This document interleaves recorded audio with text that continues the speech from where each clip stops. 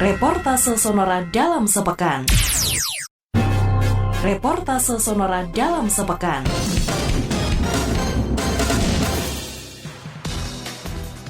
Sahabat Sonora, Senin lalu, Gubernur Jawa Timur Soekarwo telah melantik PJ atau penjabat Bupati Pamekasan Fathah Yassin di Gedung Negara Gerahadi, Surabaya. Fathah Yassin yang saat ini masih menjabat sebagai Asisten 2 Sekretaris Daerah Pemprov Jatim, sebelumnya juga pernah menjabat sebagai Kepala Dinas Koperasi dan UMKM, serta sebagai Kepala Badan Perencanaan Pembangunan Daerah Pemprov Jatim. Usai pelantikan, Fathah akan mengisi kekosongan pimpinan dan bertugas menggantikan posisi pelaksana tugas harian atau PLH Bupati M. Alwi di Pamekasan berdasarkan surat keputusan Mendagri tahun 2018.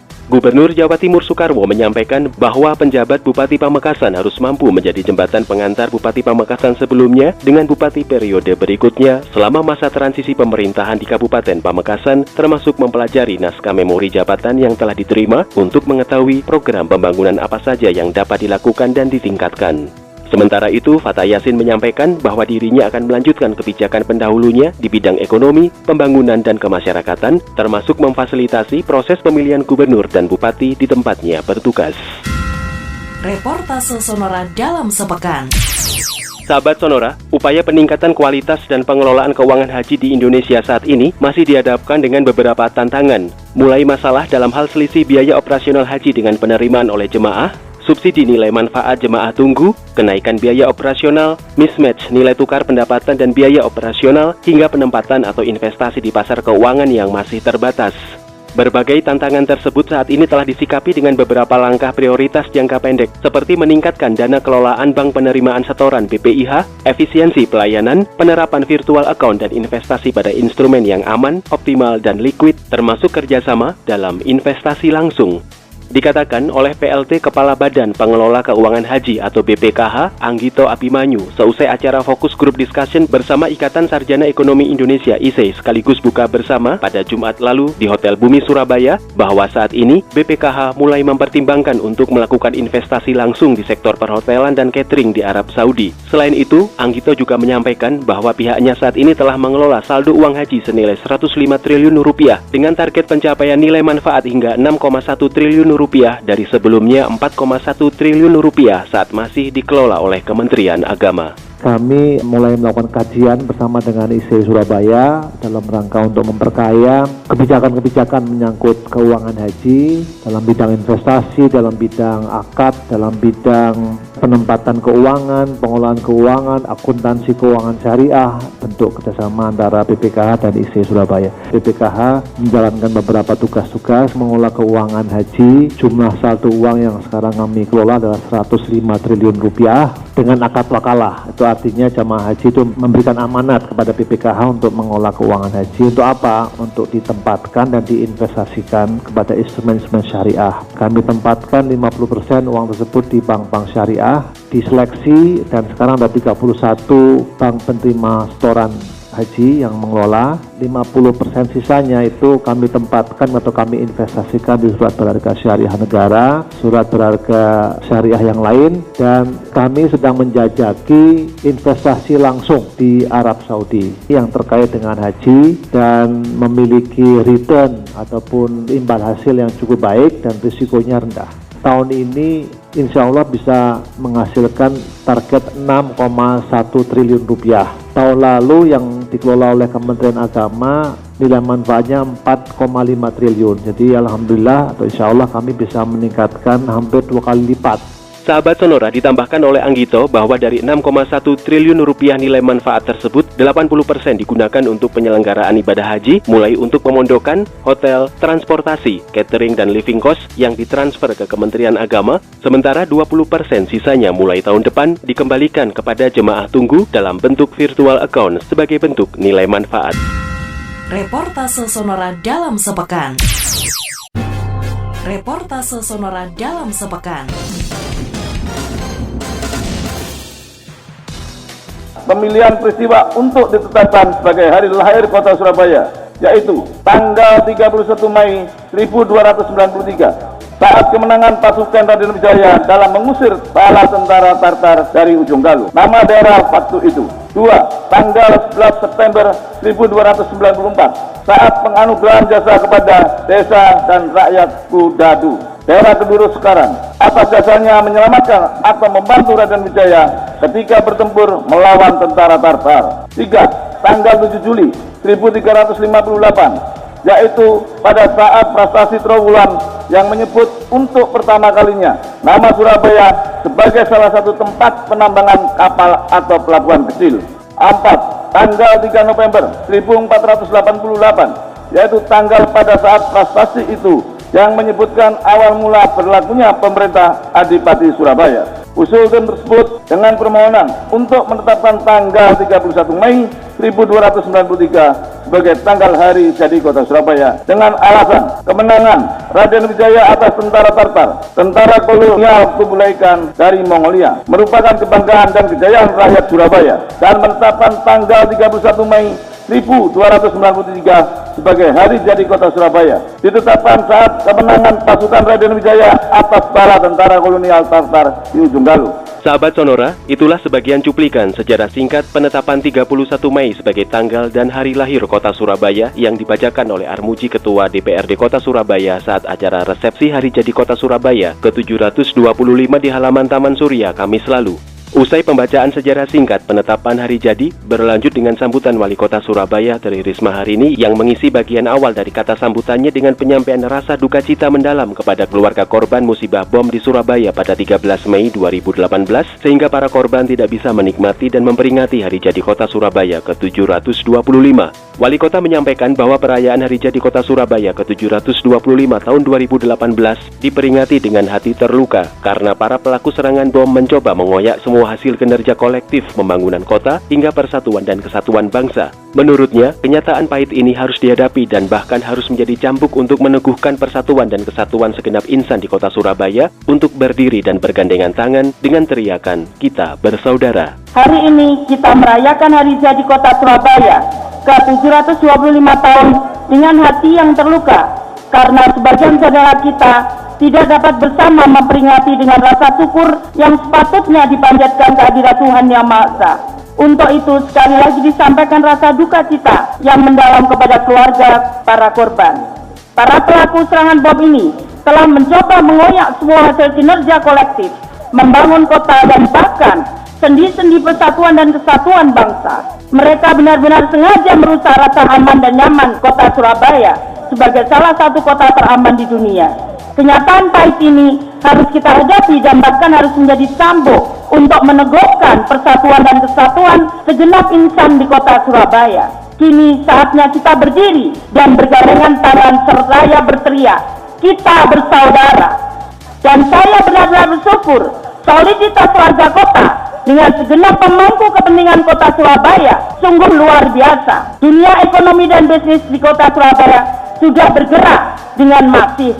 Demikian juga mobilitas dalam dan luar negeri serta implementasi dari investasi juga telah berjalan lancar tanpa hambatan berarti. Sahabat Sonora, setelah acara resepsi Hari Jadi Kota, Pemkot Surabaya langsung melakukan 3 penandatanganan beberapa kerjasama, mulai kerjasama daerah jaringan lintas perkotaan dengan 15 kabupaten kota di Indonesia, kerjasama dengan lembaga pihak ketiga dalam rangka peningkatan SDM dan penyaluran pendidikan vokasi bagi penerima beasiswa berprestasi, dan penandatanganan perjanjian hibah, serta bantuan dari beberapa BUMN.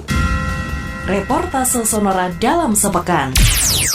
Sahabat Sonora, masih di hari yang sama, pada Kamis lalu, Kapolri Jenderal Polisi Tito Karnavian bersama Panglima TNI Marskal TNI Hadi Cahyanto melakukan safari Ramadan ke Jawa Timur melalui kunjungan kerja ke Polrestabes Surabaya sekaligus memantau proses pemulihan situasi dan kondisi Kota Surabaya pasca ledakan bom pada 13 dan 14 Mei lalu.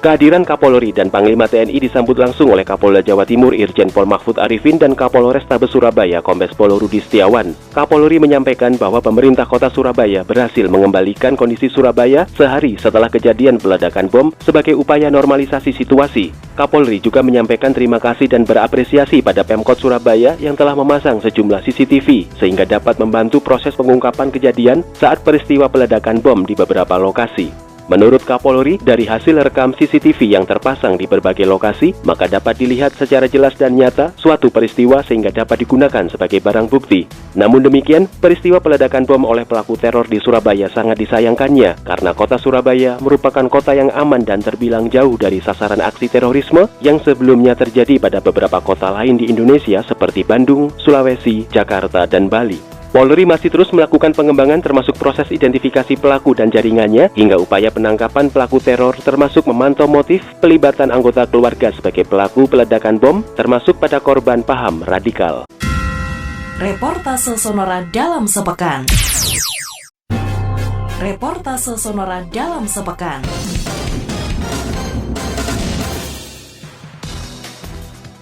Sahabat Sonora, Senin lalu, Duta Besar Prancis untuk Indonesia, Jean-Charles Bertone, melakukan kunjungan kerja ke Jawa Timur.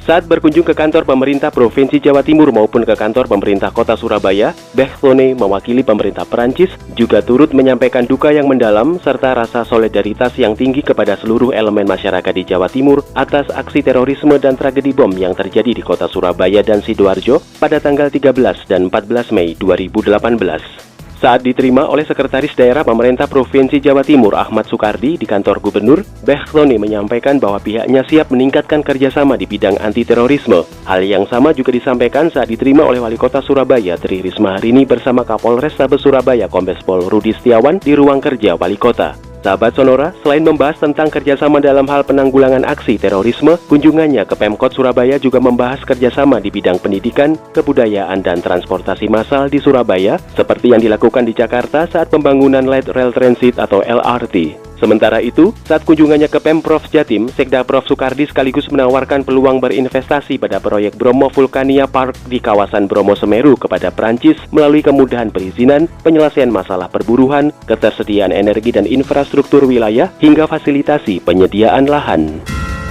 Reportase Sonora dalam sepekan.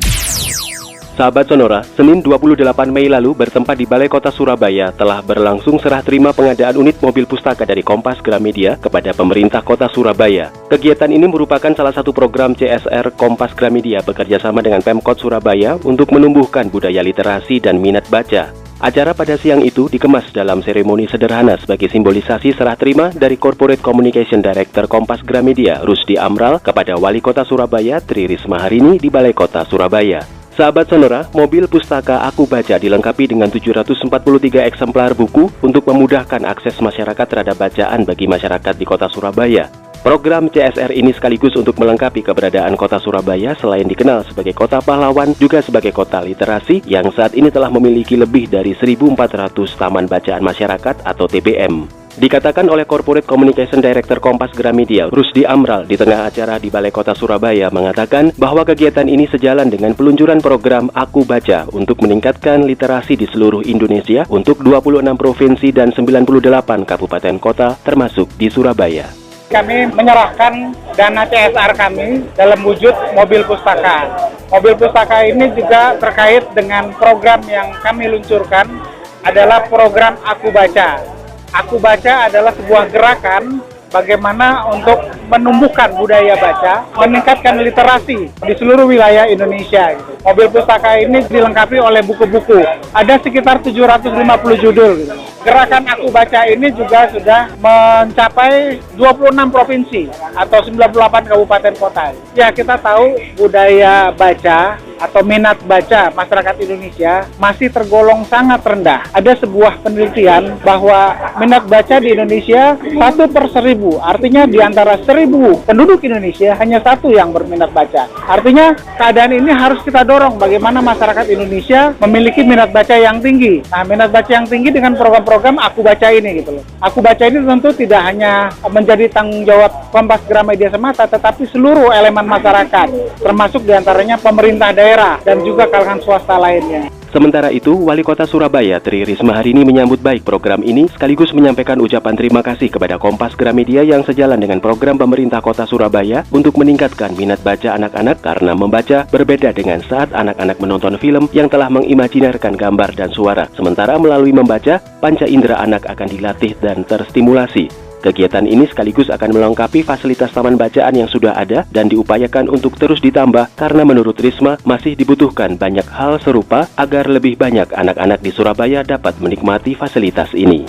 Saya terima kasih ya, ini sejalan dengan program Pemkot di mana kita menaikkan minat baca untuk anak-anak. Kenapa saya arahkan ke minat baca? Karena dengan membaca itu seluruh panca indera anak-anak itu dia akan bergerak gitu. Berbeda kalau dia lihat film, maka warna, suara itu udah keluar. Dia tidak mengimajinerkan gitu. Tapi kalau dia membaca, maka dia ya imajinernya dia, mereka akan keluar. Saat ini kurang lebih sudah ada 1.400 lebih taman bacaan gitu. Tapi kita masih kurang karena masih banyak yang belum kesentuh gitu. Sahabat Sonora, mobil pustaka Aku Baca dilengkapi dengan koleksi 743 buku yang terdiri dari buku anak-anak seperti dongeng dan cerita rakyat Nusantara, panduan pelajaran, karya sastra, kewirausahaan, buku-buku petunjuk praktis, dan lainnya. Selanjutnya, mobil pustaka Aku Baca akan difungsikan oleh Perpustakaan Daerah atau Perpusda Surabaya selaku pihak pengelola untuk mendatangi titik-titik kumpul masyarakat.